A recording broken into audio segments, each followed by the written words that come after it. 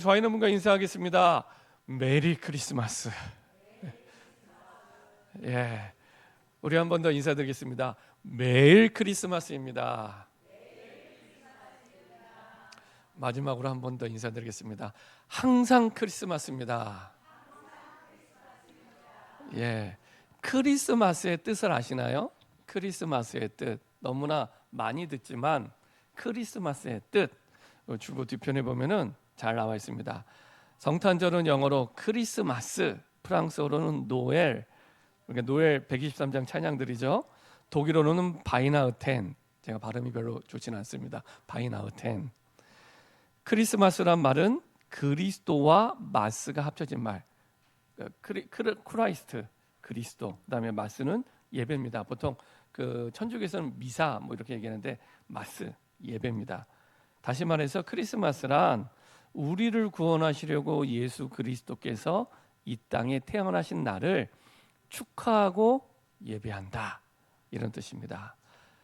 우리를 구원하시려고 예수 그리스도께서 이 땅에 태어나신 날을 축하하고 예배드린다. 그래서 처음 예수님이 죽으시고 나서 부활을 승천하신 이후에 300년이 될 때까지는 이런 크리스마스라는 날이 없었는데 나중에 이제 신학자들이 또 많은 교부들이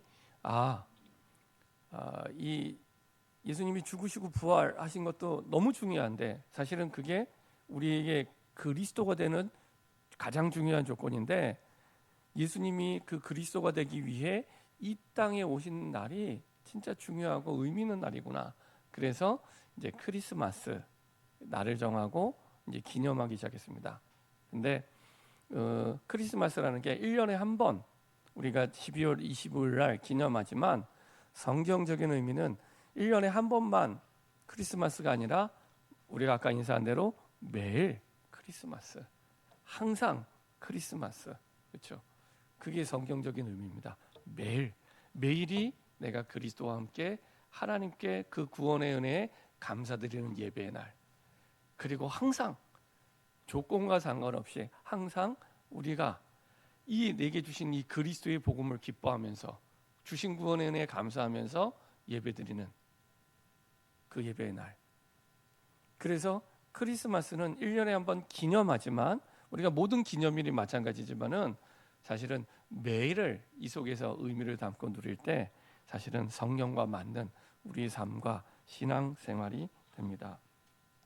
그래서 이 크리스마스는 이런 의미를 담고 있는데 날마다 우리를 구원하시기 위해 이 땅에 태어나신 그 그리스도를 기뻐하고 축하하고 감사하고 감격하고 예배드리면 되는데 실제 우리 현실에서는 잘 안 됩니다. 근데 이것을 날마다 크리스마스, 매일 크리스마스, 항상 크리스마스가 될 수 있는 비밀이 뭐냐? 그게 임마누엘입니다. 임마누엘. 우리 이사야 7장 14절 한번 보도록 하겠습니다. 이사야 7장 14절. 잘 아시는 말씀인데 이 배경을 알면 좀 더 확실하게 언약을 붙잡게 됩니다. 이사야 7장 14절. 사실 오늘 말씀은 구약의 이 이사야 7장 14절 말씀을 정확하게 성취하는 그 내용인데요.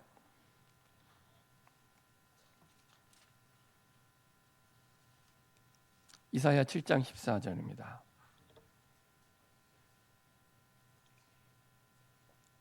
예수님이 태어나기 700년 전에 미리 말씀하셨죠. 같이 한 목소리로 합독하겠습니다. 그러므로 주께서 친히 징조를 너희에게 주실 것이라. 보라, 처녀가 잉태하여 아들을 낳을 것이요 그의 이름을 임마누엘이라 하리라. 임마누엘이라 하리라. 자, 이 말씀을 지금 이사야가 지금 하나님께 받은 말씀을 전달하는 건데 배경이 있습니다. 어떤 배경이 있냐면 우리가 읽지 않았지만 7장 1절부터 쭉 이어가는 배경 속에 있습니다. 우시아의 손자 요담의 아들 유다의 아하스 왕 때, 그러니까 이때 당시엔 이미 북이스라엘과 남유다가 남북이 갈라진 상태였습니다. 그 남쪽의 왕이 아하스라는 왕입니다. 이 아하스 왕 때에 아람의 르신 왕과 르말리아의 아들 이스라엘의 베가 왕이 올라와서 예루살렘을 쳤으나 능히 이기지 못하니라. 아람과 북이스라엘이 힘을 합쳐서 공격을 한 거야. 근데 이기지 못했어요. 그랬더니 그걸로 끝난 게 아니라 또 이 사람들이 동맹을 맺어서 협공을 하게 한 겁니다. 그래서 이제 이 남유다를 치기 위해서 군사가 내려오는 겁니다. 이 소문을 듣고 얼마나 두려워했냐. 2절에 보면 어떤 사람이 다윗의 집은 지금 아하스 왕을 얘기합니다. 아하스 왕에게 알려 이르되 아람이 에브라임은 이스라엘 북이스라엘을 얘기합니다. 아람이 북이스라엘과 동맹하였다 하므로 왕의 마음과 그의 백성의 마음이 어떻다고요? 숲이 바람에 흔들림 같이 흔들렸더라. 얼마나 두려웠던지 왕인데 바람이 숲에 흔들리는 것처럼 흔들리는 것처럼 막 흔들리는 거예요. 그만큼 두려웠다는 거죠. 그때 하나님이 살 길을 열어주십니다. 여호와께서 이사야에게 이르시되 너와 내 아들 스알 야숲은 윗모수도 끝 세탁자의 밭 큰 길에 나가서 아하스를 만나 그에게 이르기를 너는 상가며 조용하라. 르신과 아람과 르말라의 아들이 심히 노할지라도 이들은 연기나는 두 부직갱이 그루터기에 불과하니 두려워하지 말며 낙심하지 말라.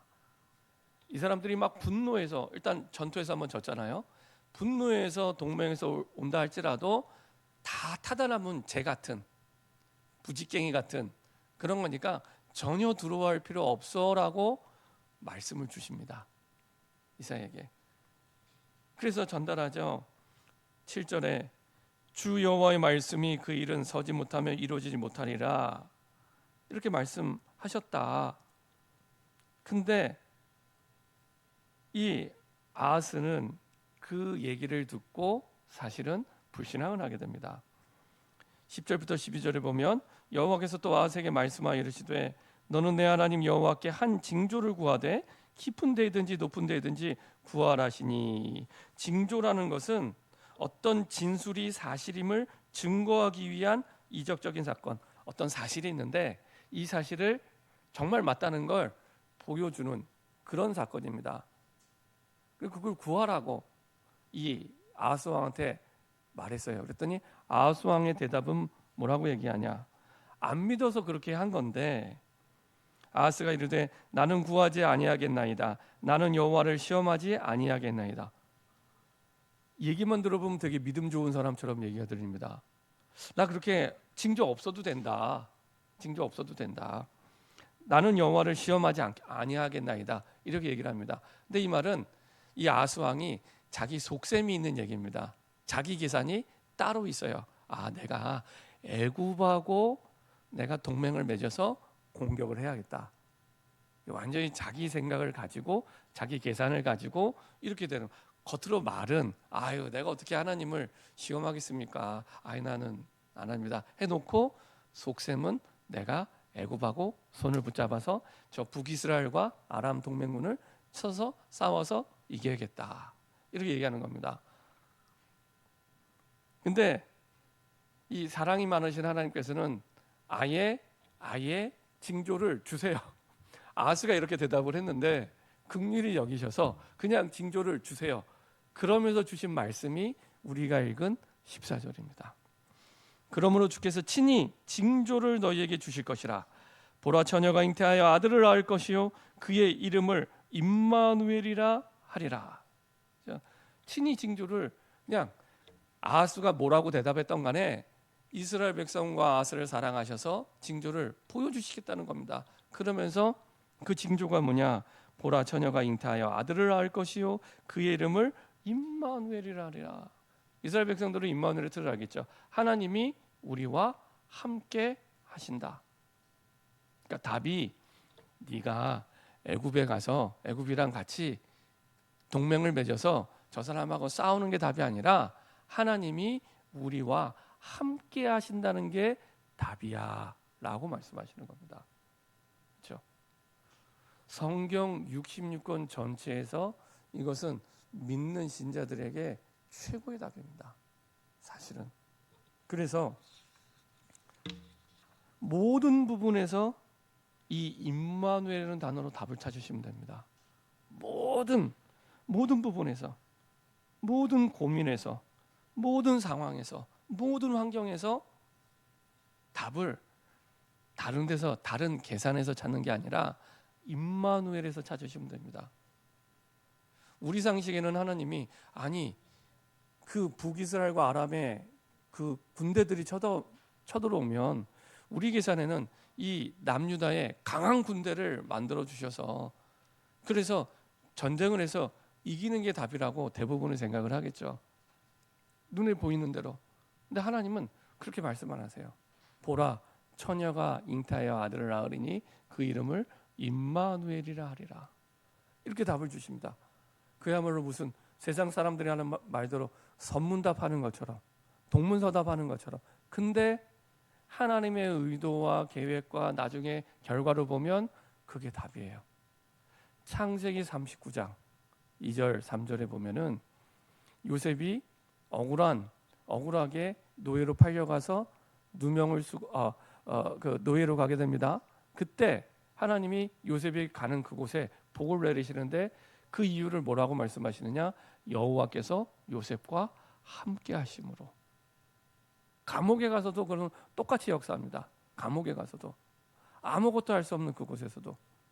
심지어 예레미야에게는 이렇게 말씀하십니다. 예레미야 33장 1절부터 3절에 보면은 시위대 뜰에 갇혀 있을 때, 그 말은 감옥에 갇혀 있을 때, 이때도 육신적인 상황과 너무 안 맞는 거예요. 아니 선지자로 불렀으면 나가서 마음껏 복음을 선포해야 되는데 지금 감옥에 갇혀 있는 상태가 돼요. 답답했겠죠. 그때 하나님의 말씀이 예레미야에게 임하게 됩니다. 이를 행하는 예레미야가 아니라 여호와, 그 일을 지어 성취하는 예레미야가 아니라 여호와, 그 여호와께서 이렇게 말씀하시느니라. 너는 내게 부르짖으라. 내가 내게 응답하겠고 내가 알지 못하는 크고 은밀한 일을 내게 보이리라. 우리 생각에 답이 없다고 하나님이 답이 없는 게 아닙니다. 그렇죠? 우리 마음에 답이 없다고 하나님의 마음에 답이 없는 게 아닙니다. 그렇죠?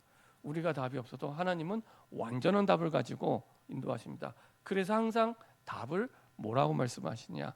임마누엘. 하나님이 내가 너와 함께.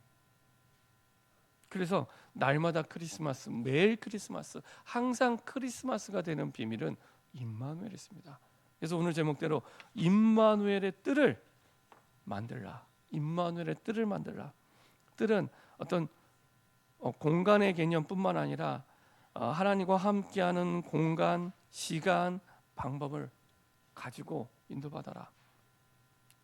어떤 사람은 찬양을 좋아하는 사람은 찬양으로 임마누엘을 누리고, 그림을 좋아하는 사람은 그림으로 임마누엘을 누리고, 책을 좋아하는 책으로 임마누엘을 누리고, 산책을 좋아하는 사람 산책으로 임마누엘을 누리고, 나는 아무것도 못해 호흡만 할 수 있어. 그럼 내가 호흡만 천천히 하시면서 임마누엘을 누리고, 나름대로의 임마누엘을 누릴 수 있는, 나는 분위기 좋은 카페 가야지, 임마누엘이다. 분위기 좋은 카페 가셔서 임마누엘 누리고, 중요한 건 임마누엘을 누리게 될 때 하나님이 우리와 함께 계신다. 그때부터 모든 게 달라지기 시작합니다. 그래서 세상에는 그런 말 있죠. 사람은 고쳐서 쓰는 게 아니라고. 근데 임마누엘 누리게 되면요, 많은 사람들이 안 바뀌지만 그 가운데 진짜 바뀌는 사람을 보게 됩니다. 사람은 사람을 고칠 수 없지만 하나님은 고칠 수 있구나. 하나님 고칠 수 있구나. 이거를 보게 됩니다. 얼마 전에 어떤 장로님의 간증을 들은 적이 있습니다.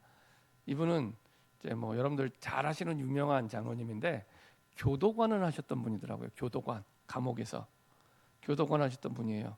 근데 이분에게 교도관을 하면서 많은 사람들을 전도했는데 그 가운데 잊을 수 없는 사람이 있답니다. 그 사람이 누구냐면 1993년도에 자기 가족을 죽인 사람이 감옥에 들어오게 됐대요. 아버지를 죽이고 어머니를 죽이고 형님을 죽이고 형수님을 죽이고 나이 어린 조카를 죽였대요. 한 번에. 그 사람이 감옥에 들어오게 됩니다. 그러니까 이제 감옥에 들어올 때 이 교도관들도 긴장을 한 거예요. 아니, 희대 살인마가, 보통 사건이 아니죠. 남도 아니고 희대의 살인마가 이렇게 들어오게 되는데, 이 사람이 도대체 누굴까? 이제 생각을 하고 보게 되는 거예요. 나중에 보니까 이 사람이 그렇게 막 희대의 살인마처럼 막 우락부락하고 싸납고 그런 사람이 아닌 거예요. 근데 이 사람을 만났던 이 장로님이 같이 대화를 하는데 이 살인마가 뭘 자꾸 봐요. 대화를 하는데, 교도관하고 둘이 대화를 하는데 뭘 자꾸 봐요.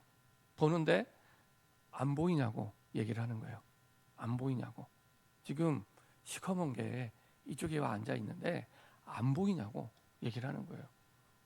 근데 이 장로님 처음 얘기 무슨 말을 하나 싶었는데, 이 친구가 이제 이 사단이 이 사람을 사로잡고 이제 영적으로 누르는 것을 계속 본인은 느끼고 있었던 거예요. 그러면서 하는 얘기가, 사실은 자기 가족을 죽이기 며칠 전부터 자꾸 소리가 들렸다는 거예요. 소리가. 아버지를 죽이라고, 어머니를 죽이라고, 그리고 이제 형님을 죽이라고, 형수님을 죽이라고 그런 소리를 들었다는 겁니다. 계속. 그러다가 본인은 그럴 수가 없잖아요. 그래서 안 하려고 했는데 그거를 거부할 수가 없더래요. 그래서 서랍에서 망치를 들고 가서 사실은 상상할 수 없는 일들을 벌이게 된 겁니다. 그리고 나서 이제 교도소에 들어왔는데 이제는 또 세 번째 소리가 들리더래요.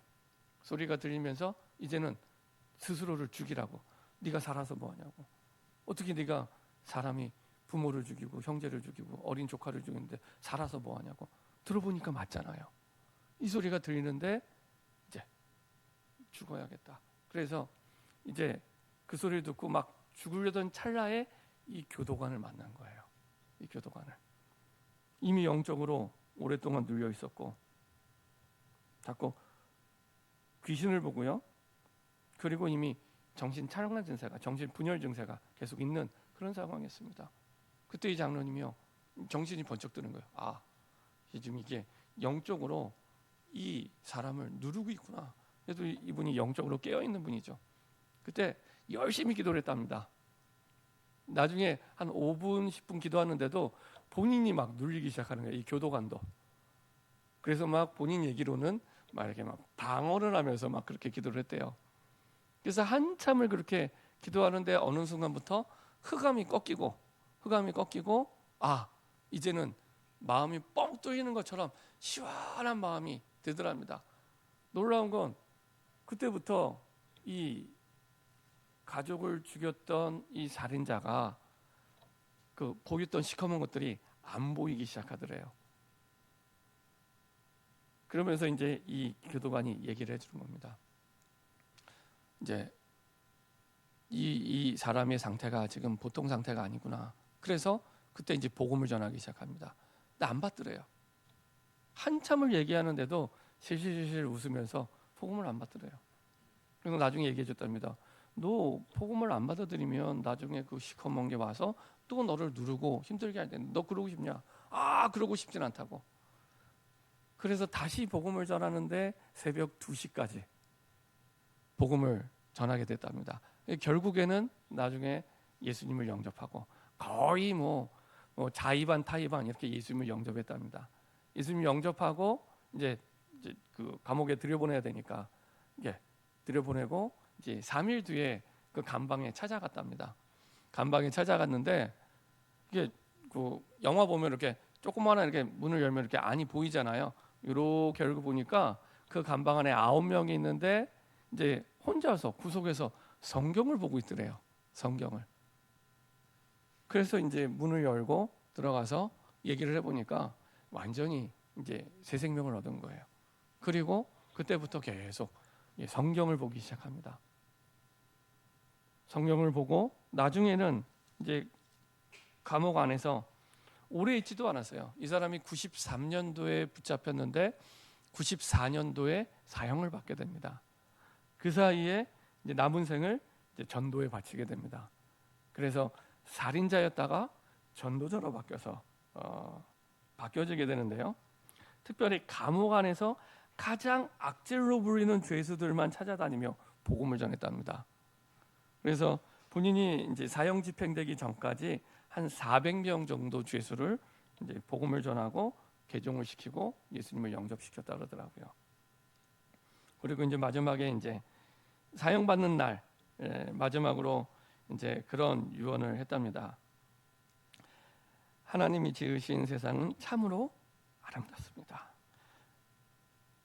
저 같은 죄인도 예수님의 눈으로 세상을 보니 이렇게 아름다운데 여러분도 꼭 예수님을 믿으시길 바랍니다.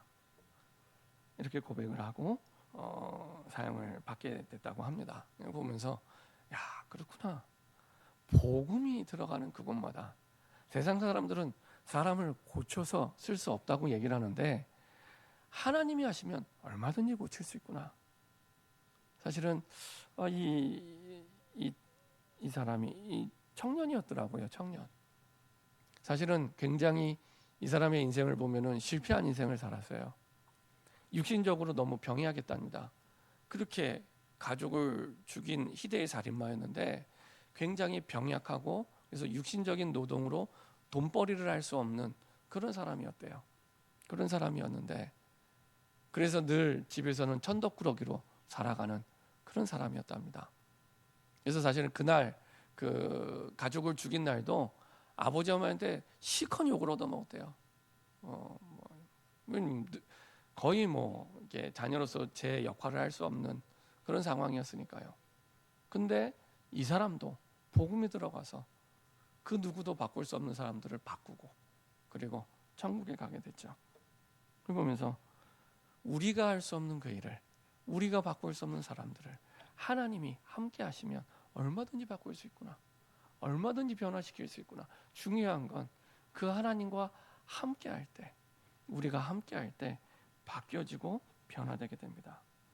그래서 하나님이 우리와 함께 하시기 위해 이 땅에 오신 그날이 그래서 가장 기쁘고 감사하고 감격이 될 수밖에 없는 주님의 날이죠. 많은 사람들이 예수님 이 땅에 오실 때 메시아는 그리스도는 왕궁에 올 것이라고 생각을 했습니다. 하지만 사람의 생각과 다르게 아주 작은 마을 베들레헴 말구에서 태어나셨고요. 또 많은 사람들이 그렇게 생각을 했죠. 선지자 제사장 왕들 앞에서 어마어마한 탄생을 축하받으면서 태어날 거다.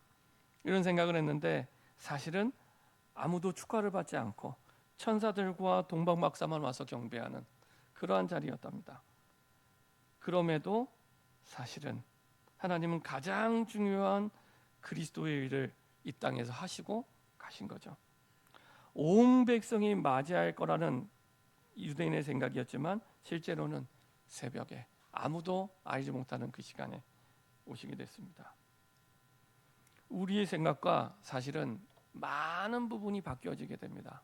하나님이 우리와 함께 하실 때 이렇게 해야 돼, 저렇게 해야 돼, 이런 생각, 저런 생각, 이런 계산이 있을 수 있는데 하나님과 함께 할 때 완전히 다른 생각 시작이 됩니다. 자, 임마누엘로 오신 그리스도가 어떤 분이길래 이런 응답을 누리게 됩니까? 그리스도는 첫 번째로 영원한 임마누엘의 주님으로 이 땅에 오셨습니다. 그래서 이 땅에 우리가 있기 전에 영세 전에 이미 그리스도로 계셨죠. 창세기 1장 26절에 보면은 하나님께서 인간을 만드실 때 우리의 형상을 따라 만들자고 이렇게 말씀하십니다. 여기는 성부, 성자, 성령.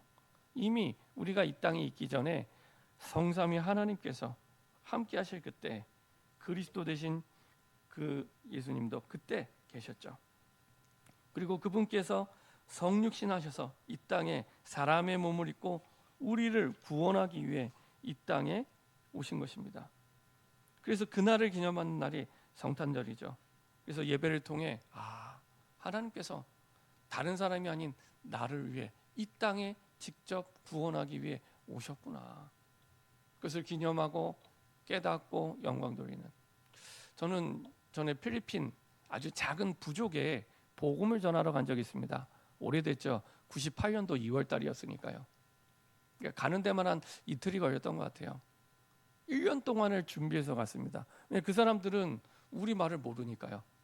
그래서 그 사람들의 말을 배우고 그 사람들이 있는 곳까지 가게 됐어요. 그리고 가서 복음을 전하는데 예수님이 영접한 사람들도 있고 영접 안 한 사람들인데, 중요한 것은 이래서 예수님이 사람의 몸을 입고 이 땅에 오셔야만 되는구나. 그 선교 현장에서 깨닫게 하시더라고요.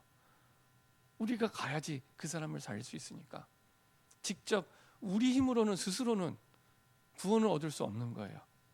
누군가는 죄 없으신 분이 와서 우리 죄 문제를 끝내야 고통이 끝나거든요. 그래야 지옥의 권세가 끝나거든요. 그래야 우리의 슬픔이 끝나거든요.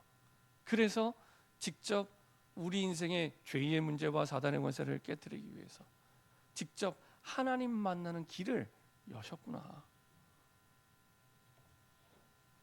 그래서 사람의 몸을 입고 이 땅에 오셨습니다. 다른 사람도 아닌 나를 위해서. 그리고 사망 권세를 이기시고 사단의 권세를 깨뜨리고 부활하셔서 우리의 주와 그리스도가 되셨죠. 사망 권세를 깨뜨리고 부활하셨기 때문에 인간이 가장 두려워하는 최고의 문제, 죽음의 문제거든요. 그거를 깨뜨리고 부활하셨다는 이 땅에 우리가 이기지 못하는 문제가 없다는 얘기입니다. 어떤 것도 승리할 수 있는 그 능력과 힘을 주님의 부활을 통해 보여주신 것이죠. 그리고 다시 오실 것을, 제 이름 주로 오실 것을 약속해 주셨고요. 그리고 결국에는 심판주로 우리에게 오셔서 영원한 하나님의 나라를 약속하신 대로 이루시는 그 증인으로 우리를 약속해 주셨습니다. 우리의 미래도 완전히 그리스도 안에 사실은 준비되어 있죠. 그래서 이 그리스도의 비밀을 내가 매일 누리고 항상 누리고 매사에 누릴 때 이 축복과 응답이 나에게 증거로 나타나기 시작합니다. 그 중요한 열쇠가 임마누엘. 그래서 하나님이 나와 함께 하심을 어떻게 누리냐가 신앙생활의 다다, 이렇게 생각하시면 됩니다. 하나님이 나와 함께 하심을 어떻게 누리냐. 그래서 오늘 보았던 이 마태복음 1장에는 그 700년 전에 약속하신 그 예수님, 사실은 구약 성경 전체로 하면은 예수님이 이 땅에 오실 것을 그리스도에 대한 예표가 456번 있대요. 456번. 456번 예언하신 그 그리스도가 드디어 이 땅에 오셨다는 겁니다.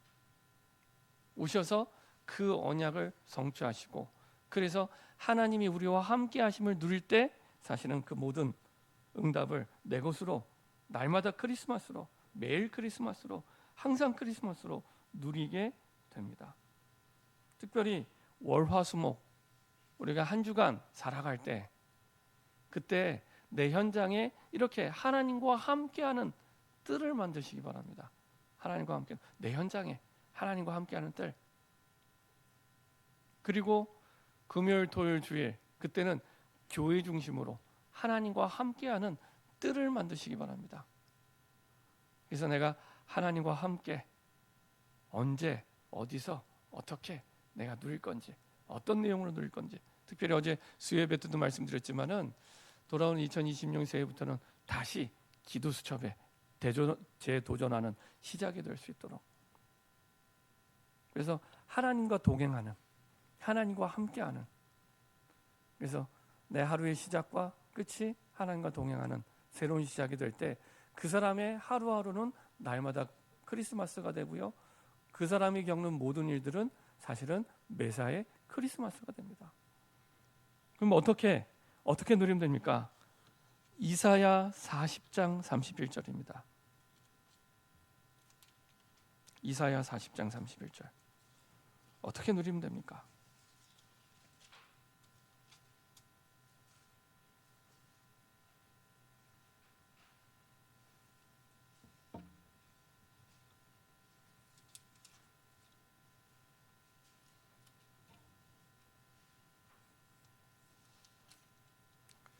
같이 한 목소리로 합독하도록 하겠습니다. 오직 여호와를 앙망하는 자는 새 힘을 얻으리니 독수리가 날개치며 올라간 같을 것이요 다른 박질하여도 곤비치 아니하겠고 걸어가도 피곤하지 아니하리로다. 그렇죠? 이스라엘이 노예로 끌려가서 가장 어려울 때, 가장 힘들 때, 그때 주신 답도 임마누엘인데 어떻게 임마누엘 누리면 되느냐? 오직 여호와를 앙망하면 된다. 그 전에 28절에 이렇게 말씀하시죠. 너는 알지 못하느냐, 듣지 못하였느냐? 영원하신 하나님 여호와 땅 끝까지 창조하니 피곤하지 않고 곤비하지 않고 명철이 한이 없고 피곤한 자에게 능력을 주시며 무능한 자에게 힘을 주시고 소년이라도 피곤하며 곤비하며 장정이라도 넘어지며 쓰러지되 이렇게 얘기하죠. 오직 여호와를 앙망하는 자 새 힘을 얻을 것이고 어느 정도 힘을 냐 걸어가도 피곤치 않고 다른 박제에도 곤비치 않고 이런 힘을 주신답니다. 앙망이 뭡니까? 앙망이란 말은 히브리어로 카바라는 뜻입니다. 카바. 여기 세 가지 의미가 있습니다. 첫 번째 의미가 밧줄을 꼬는 것. 우리가 노끈을 막 꼬아서 하나로 묶을 때 있잖아요. 연약한 내가, 지친 얘가 전능하신 하나님께 엮여지는 시간입니다. 앙망하다는 말은 그런 의미입니다. 가느다란 줄 몇 개가 단단히 꼬면 끊어지지 않는 강한 밧줄이 되는 것처럼 나의 연약함을 하나님의 강함에 꽁꽁 묶어버리는 상태, 이게 앙망입니다. 내 힘을 빼면 뺄수록 좋아요. 그래서 묶여야 되니까 뻣뻣할수록 안 묶여지겠죠. 내 힘을 뺄수록. 그래서 연약해도 되고 부족해도 돼요. 내 힘을 빼고 하나님께 나를 묶을 때, 결합할 때 비로소 새 힘이 생기는 겁니다. 우리가 진짜 힘을 얻는 유일한 방법입니다. 그래서 오직입니다. 그리고 두 번째로 이 앙망이란 뜻은 내가 시선을 고정하는 거예요. 그리고 거기에 집중하는 겁니다. 마치 갓난아기가 배고파 엄마의 눈만 뚫어지게 쳐다보는 거, 그게 앙망입니다. 갓난아기가 엄마가 밥을 주지 않으면 아무도 줄 수가 없는, 근데 갓난아기가 밥 달라고 쳐다보는, 그렇죠? 딱 고정하고 쳐다보는, 다른 데 곁눈질하지 않고 딱 쳐다보는, 그게 앙망입니다. 내가 자꾸 기도하는데 오른쪽 봤다 왼쪽 봤다 그런 거 아니고요. 딱 고정하고 바라보는, 갓난아이가 배고파서 엄마를 바라보는, 그게 앙망입니다. 그리고 또 한 가지 앙망의 뜻은 소망을 품고 인내하며 기다리는 거예요. 성경에서 기다림은 막연한 기다림이 아닙니다.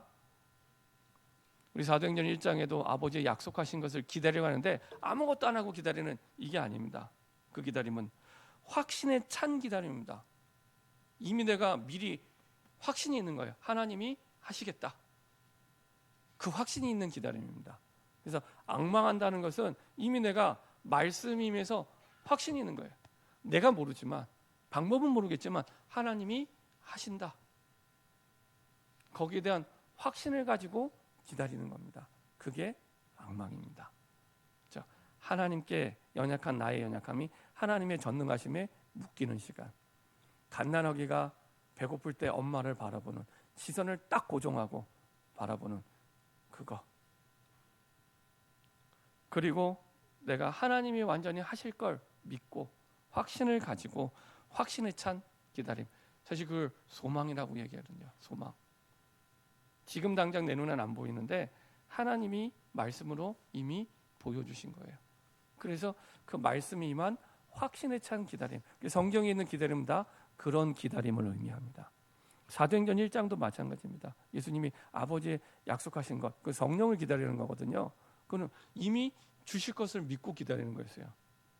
그게 기간이 약 열흘이 됐지만 그게 열흘이 됐든 100일이 됐든 하나님이 가장 좋은 때에 가장 좋은 시간표에 주실 거라는 확신을 가지고 기다리는 겁니다. 그게 앙망. 그래서 우리가 하나님을 바라볼 때 이렇게 바라보시면 됩니다. 한 번에 내가 하나님과 함께하는 임마누엘 시간을 가질 때 이렇게 여호와를 앙망하면 우리가 알지 못하는 새 힘을 하나님이 우리에게 주실 줄 믿습니다. 그래서 이 크리스마스가 1년에 한 번 우리가 기념하지만 365일 크리스마스, 매일 크리스마스, 항상 크리스마스가 되는 임마누엘의 축복이 임하는 증인 되기를 바랍니다. 기도하겠습니다.